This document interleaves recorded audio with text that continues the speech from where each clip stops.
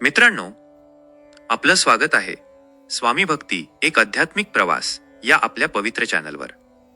मित्रांनो, आज आपण एक अतिशय गूढ, पवित्र आणि भावनिक विषय जाणून घेणार आहोत. स्त्रीच्या पावलांशी जोडलेले भाग्याचे रहस्य. होय, हे नाव ऐकलं की काहींना प्रश्न पडेल, स्त्रीच्या पावलांमध्ये नशीब कसं असू शकतं? पण मित्रांनो, आपल्या सनातन संस्कृतीत, आपल्या धर्मशास्त्रात आणि आपल्या दैनंदिन आयुष्यात स्त्री ही केवळ शरीर नाही, ती एक ऊर्जा आहे, ती शक्ती आहे, तीच लक्ष्मी आहे. घरात जेव्हा एखादी स्त्री श्रद्धेने देवघर झाडते, तुलसीला पाणी घालते किंवा तिच्या पावलांनी ओटीवर चालत जाते, तेव्हा तिच्या पावलांतून एक अदृश्य ऊर्जा प्रवाहित होते. ही ऊर्जा म्हणजेच लक्ष्मी तत्व. त्यामुळे आपल्या घरात सुख, शांती आणि समृद्धी निर्माण होते. पण ज्या घरात स्त्रीचं मन अस्वस्थ असतं, जिथे तिचा अपमान होतो, तिच्या भावना दुर्लक्षित होतात, तिथून लक्ष्मी माता आपोआप दूर जातात. कारण लक्ष्मी कधीही अशा घरात नांदत नाहीत, जिथे स्त्रीच्या पावलांचा सन्मान होत नाही. आपल्या धर्मग्रंथांमध्ये असं सांगितलं आहे की स्त्री चालते तिथे भूमी पवित्र होते, ती थांबते तिथे देव स्थिर होतात, ती रडते तिथे लक्ष्मी दूर जाते आणि ती हसते तिथे भरभराट फुलते. म्हणूनच म्हटलं जातं, स्त्री ही घराची शुभलक्षणी असते. तिच्या चालण्यात संस्कार, तिच्या पावलांत भक्ती आणि तिच्या मनात मातृत्व असतं. आज आपण जी कथा ऐकणार आहोत ती या सत्यावर आधारित आहे. एका साध्या स्त्रीच्या पावलांत दडलेलं भाग्य आणि एका कुटुंबाच्या जीवनात आलेला चमत्कारी बदल. ही कथा फक्त एका घराची नाही, तर प्रत्येक घराची आहे. ती सांगते, जेव्हा आपण स्त्रीला देवी मानतो, तिच्या चालण्याचा आदर करतो, तेव्हा देव स्वतः त्या घरात पाऊल ठेवतात. या कथेत तुम्हाला जाणवेल भक्ती, प्रेम आणि नशीब यांचं अद्भुत मिश्रण. कसं एका साध्या स्त्रीच्या शांत पावलांनी संपूर्ण घराचं वातावरण बदललं आणि कसं त्या पवित्र चालण्यात लपलेलं होतं लक्ष्मीचं रहस्य. मित्रांनो, या कथेला मनाने ऐका, श्रद्धेने अनुभवा. कारण या शब्दांमध्ये केवळ कथा नाही, तर ती एक आठवण आहे की आपल्याच घरात लक्ष्मी नांदते. फक्त तिच्या पवित्र पावलांचा सन्मान करायला शिका. मग चला, या आध्यात्मिक प्रवासाला सुरुवात करूया. जाणून घेऊया ती कथा. पहाटेची वेळ होती. क्षितिजावर सूर्याची पहिली किरणं मंदपणे पसरत होती. पक्ष्यांचा किलबिलाट, मंद वाऱ्याची साद आणि मंदिरेतून उमटणाऱ्या घंटांचा नाद. वातावरण जणू काही शांतीने न्हावून निघालं होतं. या शांत सकाळी एका छोट्या गावात गोविंद आणि सुमित्रा यांचं घर होतं. घर साधं होतं, पण त्यात एक वेगळी ऊब होती. सुमित्रा रोज पहाटे उठून घराची स्वच्छता करायची, तुलसीला पाणी घालायची आणि अंगणात सुंदर रांगोळी काढायची. तिच्या पावलांखालून जणू शुभ्र चंदनाचा सुगंध पसरायचा. गोविंद एक शेतकरी होता. परिश्रमी, प्रामाणिक, पण नशिबाने थोडा परीक्षित. शेतीत कधी पाऊस नाही, कधी अतिपाऊस. नशीब जणू त्याच्यावर नाराजच होतं. कितीही मेहनत केली तरी फळं कमीच मिळायची. एका संध्याकाळी गोविंद थकलेला घरी आला. सुमित्रा चुलीजवळ बसून भाकरी भाजत होती. ती नेहमीप्रमाणे हसली आणि म्हणाली, थकलास ना? बसा जरा, आज तुझ्यासाठी मी तुपात पोळी केलीये. गोविंद हलकसं हसला, पण त्याच्या डोळ्यांत चिंता होती. सुमित्रा, कधी वाटतं आपलं नशीबच पाठ फिरवलंय? सगळं काही करत असूनही घरात भरभराट नाही. सुमित्रा शांतपणे म्हणाली, नशीब नेहमी बाहेर शोधू नको गोविंद. कधी कधी ते आपल्या घरातच झोपलेलं असतं. फक्त आपण त्याला जागं करायचं असतं. गोविंद हसला, पण तिच्या शब्दांचा अर्थ त्याला तेव्हा उमजला नाही. काही दिवसांनी त्यांच्या गावात एक साधू महाराज आले. लोक सांगत होते की त्या साधूंच्या दर्शनाने अनेकांच्या जीवनात परिवर्तन आलं आहे. गोविंद आणि सुमित्रा दोघेही नम्रपणे त्यांच्या दर्शनाला गेले. साधूंच्या डोळ्यांत गूढ तेज होतं. त्यांनी दोघांकडे पाहिलं आणि हळूच हसले. गोविंद, तू मेहनती आहेस, पण तुला ठाऊक आहे का, तुझ्या घरात भाग्याचं द्वार उघडण्याची गुरुकिल्ली कोणाकडे आहे? गोविंद थोडा गोंधळला. महाराज, ती कुठे आहे?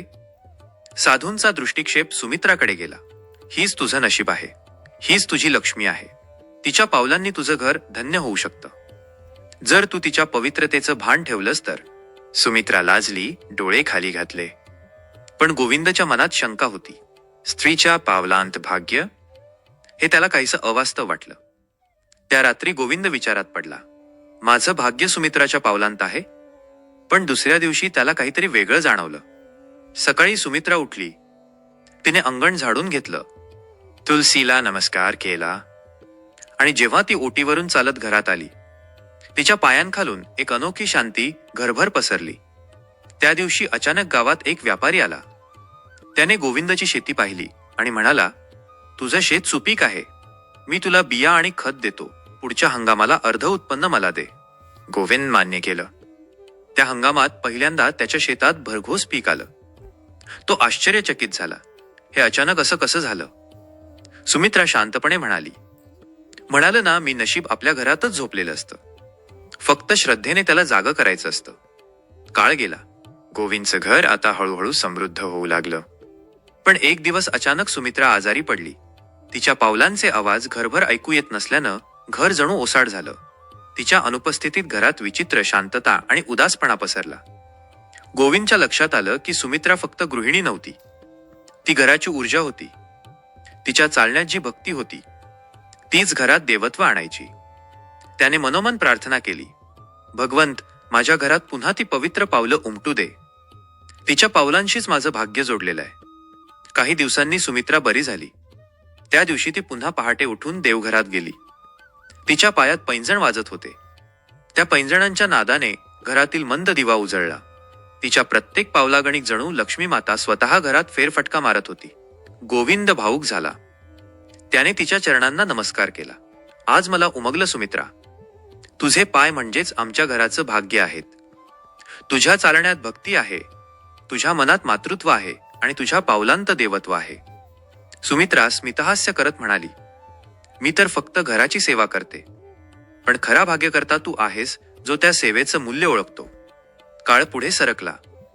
गावातील लोक म्हणू लागले, गोविंदचं घर आता स्वर्गासारखं झालंय. त्याचं कारण होतं स्त्रीच्या पावलांनी ओतलेली भक्ती आणि प्रेमाची ऊर्जा.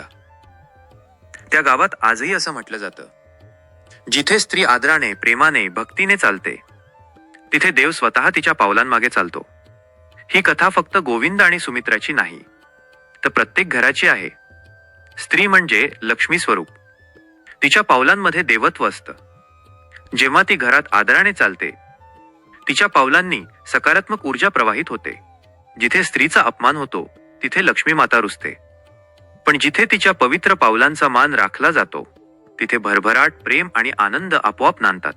संध्याकाळ झाली. सूर्य अस्ताला गेला. गोविंद आणि सुमित्रा दोघेही देवघरासमोर बसले होते.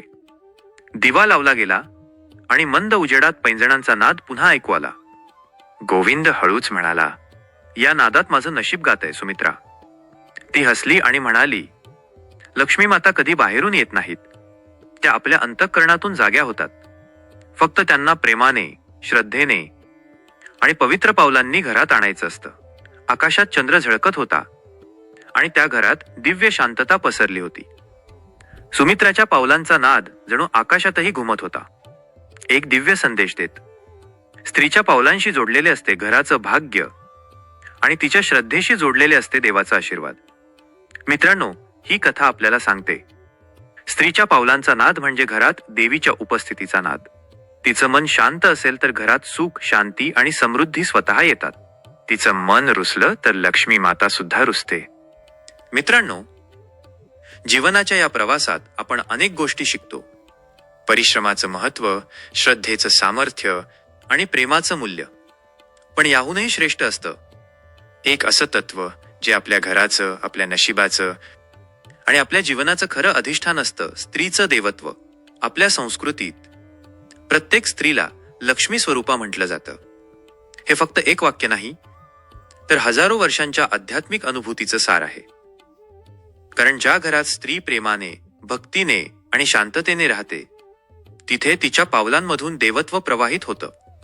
ती जणू एक दिव्य झरा आहे, जो कधीच थांबत नाही. पहाटे ती उठते, घर झाडते, देवघर स्वच्छ करते आणि तुलसीला पाणी घालते. या सर्व क्रियांमध्ये तिच्या आत्म्याची एक अदृश्य लय असते. तिच्या प्रत्येक हालचालीतून एक पवित्र ऊर्जा निर्माण होते, जी घराला सुरक्षित, संतुलित आणि समृद्ध ठेवते. मित्रांनो, लक्षात ठेवा, स्त्री म्हणजे फक्त देह नाही, ती एक प्रवाही शक्ती आहे. तिचं मन जर आनंदी असेल तर घरातील प्रत्येक कोपरा उजळतो. तिच्या पावलांमधून प्रसन्नतेची स्पंदनं पसरतात आणि जर तिचं मन दुःखाने व्यापलेलं असेल तर ती वेदना घराच्या भिंतींपर्यंत पोहोचते. आपल्या घरात रोज ती देवघर सजवते, मुलांना अन्न देते, पतीच्या आणि परिवाराच्या सेवेत रात्रंदिवस गुंतलेली असते. पण आपण कधी थांबून विचार केलाय का? ती जेव्हा मंद पैंजणांच्या नादाने चालते तेव्हा तो नाद फक्त आवाज नसतो, तो घराच्या नशिबाचा स्वर असतो. ती झाडलोट करते तेव्हा फक्त धूळ उडत नाही, तर नकारात्मक विचार आणि दारिद्र्याचं सावट दूर होतं. ती देवासमोर उभी राहते तेव्हा ती फक्त प्रार्थना करत नाही, तर आपल्या घराचं संरक्षण, आपल्या नशिबाचं मार्गदर्शन मागते. जेव्हा ती प्रेमाने अन्न बनवते तेव्हा ते अन्न फक्त शरीराला नव्हे तर आत्म्यालाही पोषण देतं. आणि जेव्हा ती थकून बसते तरीही हसते, तेव्हा तिचं हसू म्हणजे लक्ष्मी मातेचा आशीर्वाद असतो. पण आजच्या काळात अनेक घरांत तिचा हा सन्मान विसरला गेला आहे. लोक तिच्या कामाला कर्तव्य म्हणतात, पण तिच्या भक्तीला दैवी कृपा म्हणून ओळखत नाहीत. जिथे स्त्रीचा सन्मान हरवतो तिथून देवत्व हळूहळू दूर जातं. वास्तविक पाहता घर म्हणजे फक्त भिंती, छप्पर आणि दरवाजे नसतात. घर म्हणजे ती जागा जिथे प्रेम आणि श्रद्धा एकत्र श्वास घेतात. आणि त्या प्रेम श्रद्धेचा केंद्रबिंदू असते घरातील स्त्री. तीच घराचं संतुलन आहे, तीच शांततेची मूर्ती आहे आणि तीच आपल्या नशिबाची राखण करणारी देवी आहे. मित्रांनो, आज आपण स्वतःला एक प्रश्न विचारू या, आपण आपल्या घरातील स्त्रीला फक्त जबाबदाऱ्या दिल्या आहेत का, की तिच्या चालण्यातल्या देवत्वाचाही भान ठेवत आहोत? ती जेव्हा देवघरासमोर नमते तेव्हा ती संपूर्ण घरासाठी आशीर्वाद मागते. आणि आपण जर तिच्या त्या श्रद्धेचा सन्मान केला तर त्या क्षणी लक्ष्मी माता आपल्या घरात स्थायिक होतात. आपल्या धर्मग्रंथांतही असं म्हटलं आहे, यत्र नार्यस्तु पूज्यन्ते रमन्ते तत्र देवता. म्हणजे जिथे स्त्रीचा सन्मान केला जातो तिथे देव स्वतः वास करतात. हा केवळ वचन नाही, हा अनुभव आहे. असं घर जिथे स्त्री आनंदी आहे तिथे शांती, भरभराट आणि मंगल कार्य सतत होत असतात. आपण जर तिचा अपमान केला, तिच्या भावना दुर्लक्षित केल्या तर ती दुःखाने मौन धारण करते, पण त्या मौनातून नशीबही शांत होतं. लक्ष्मी माता अशा घरात रुजतात कारण त्या तिथेच राहतात जिथे स्त्रीला आदराने पाहिलं जातं. म्हणून मित्रांनो, आजपासून एक नवव्रत धरा. आपल्या घरातील प्रत्येक स्त्रीकडे देवतेप्रमाणे पहा. ती आई असो, पत्नी असो, बहीण असो किंवा मुलगी, प्रत्येक स्त्रीच्या पावलांत देवत्व असतं. तिच्या पावलांवर फुलं अर्पण करा, तिच्या भावनांचा आदर करा, कारण जेव्हा ती प्रसन्न असते तेव्हा घरात आनंदाचं तेज झळकतं. ती हसते तेव्हा देव हसतात, ती रडते तेव्हा देवही शांत होतात, आणि ती भक्तीने चालते तेव्हा लक्ष्मी माता स्वतः तिच्या पावलांमागे चालतात. घराच्या ओसरीवर तिच्या पावलांचे ठसे म्हणजे घराचं भाग्य असतं. तिच्या स्पर्शाने देवघर अधिक पवित्र होतं. ती चालते तेव्हा जणू तिच्या पायांखालून सोन्याची लय उगवते, जी घराला संपन्नतेकडे घेऊन जाते. मित्रांनो, लक्षात ठेवा, आपण मंदिरात जाऊन देवाला नमतो, पण आपल्या घरात दररोज चालणाऱ्या त्या देवीला आपण ओळखत नाही. तीच खरी लक्ष्मी, तीच शांतता, तीच जीवनशक्ती. मग चला, आजपासून एक पवित्र संकल्प करूया. आपल्या घरात स्त्रीचा सन्मान कायम राखूया. तिच्या कार्याचं कौतुक करू, तिच्या थकलेल्या चेहऱ्यावर हसू आणूया. तिच्या चालण्यात भक्ती आहे, तिच्या मनात करुणा आहे, आणि तिच्या पावलांत आपल्या नशिबाची गुरुकिल्ली दडलेली आहे. ती चालते तेव्हा लक्ष्मी नांदते, ती हसते तेव्हा घर उजळतं, ती प्रार्थना करते तेव्हा देव प्रसन्न होतात. म्हणून प्रत्येक दिवस तिच्या पावलांचा उत्सव असावा. घरात तिच्यासाठी आदराचे शब्द, कृतज्ञतेचा भाव आणि प्रेमाची भाषा असावी. अशा घरात दारिद्र्य कधीच येत नाही, कारण तिथे देवी स्वतः नांदते. मित्रांनो, हीच खरी समृद्धी आहे. स्त्रीच्या पवित्र पावलांनी विणलेली, तिच्या प्रेमाने उजळलेली आणि तिच्या श्रद्धेने टिकवलेली. मित्रांनो, आजच्या व्हिडिओमध्ये इतकेच. तुमचा किमती वेळ काढून हा व्हिडिओ पाहिल्याबद्दल तुमचे मनापासून आभार. तुम्हाला ही माहिती आणि ही कथा कशी वाटली हे मला कॉमेंट करून नक्की सांगा. व्हिडिओ आवडला असेल तर व्हिडिओला लाईक करा, कमेंटमध्ये जय माता लक्ष्मी जरूर लिहा, आणि हा व्हिडिओ आपल्या मित्रपरिवारासोबत नक्की शेअर करा. पुन्हा भेटू एक नव्या व्हिडिओमध्ये नव्या माहितीसह तोपर्यंत जय श्री लक्ष्मी माता, जय श्री